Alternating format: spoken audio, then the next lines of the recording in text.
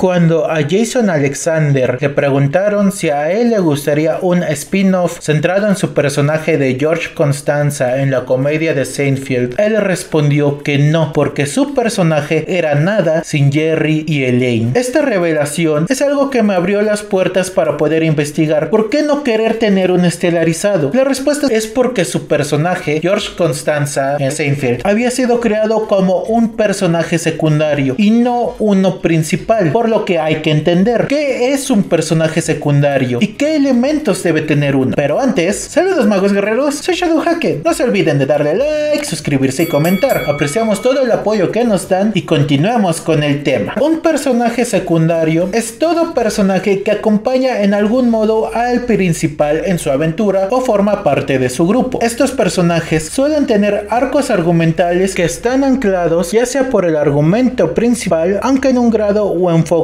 menor a la trama central, o están entrelazados al personaje estelar de esta historia. Dicho de una manera brusca, un personaje secundario le hace falta la independencia que el estelar tiene. Por ejemplo, veamos al ya mencionado George Costanza en Seinfeld. La mayoría de sus aventuras están reducidas a cómo estas afectan a su amigo Jerry o lo que le cuenta de lo que le sucedió. No lo vemos directamente, reduciendo sus escenas en solitario a pequeñísimas muestras sin muchas consecuencias. Cállate, quiero que entiendan que yo estoy en la cima de esta pirámide y ustedes abajo, pero a nivel subterráneo. De hecho, ni se ven en la imagen. En el episodio 78, el biólogo marino, es gracias a Jerry que las acciones se mueven. Es él quien miente por George al decirle que él es un biólogo marino, y también él le dice la broma a Elaine sobre la guerra y la paz. Siendo eso lo que mueve las acciones de los secundarios, pues estos siempre estarán anclados de una forma u otra al personaje principal. Ñoñostasio, ¿qué pasa, mi jefe? Eres mi perra explotable number one. Eso no quiere decir que el personaje secundario no sea profundo o que con cierto trabajo no pueda volverse un estelar, pero sí hay algo que además se debe tener en cuenta y es su enfoque. Un personaje secundario da profundidad al mundo al ver otra vista desde lo que ocurre con la historia, como lo que acontece en el universo del mundo que se nos plantea, que de nuevo puede ser desde uno muy loco e inventivo hasta una calca de nuestra propia realidad. Por ejemplo, el personaje de Dinin Dourden da un punto de vista en cómo los Drow ven el mundo y su lógica en las novelas de la leyenda de Drizzt, afirmándonos cómo el personaje principal es básicamente una oveja negra en su sociedad. Un personaje secundario puede tener un arco argumental definido, mas hay algo que recordar: el personaje secundario le hace falta la misma independencia que tienen los estelares, por lo que sus arcos argumentales están inspirados o suelen avanzar gracias a la presencia del estelar. Un ejemplo claro de eso lo encontramos con el personaje de Susana en La Torre Oscura, quien es un miembro del catet de Roland Deschain, el estelar. Hay varias escenas de su pasado, de su doble personalidad, incluso su relación con Eddie, pero su desarrollo y su cambio comienza gracias a la aparición del pistolero en su vida, lo cual la mueve a evolucionar y desarrollarse. Es posible que un personaje secundario pueda convertirse en uno principal, pero es muy difícil, e incluso si se quiere hacer bien tiene que ser gradual. De no hacerse, tanto el público puede no identificarse con el personaje en su nuevo rol, como le pasó a Shin en Planeta Shin o a Patricio Estrella en su show, como también el personaje necesita calarse con algo más de independencia. Aquí siento que el cambio de Dwight en The Office es uno que sí salió bien. Él era un personaje secundario en toda la regla, pero para el final de la serie era un estelar con independencia propia. Pero para eso el personaje tuvo que sufrir una gran evolución e incluso un cambio gradual. Pues por ejemplo, en la saga de todo lo de la pirámide con Sabre, siente el poder de la pirámide,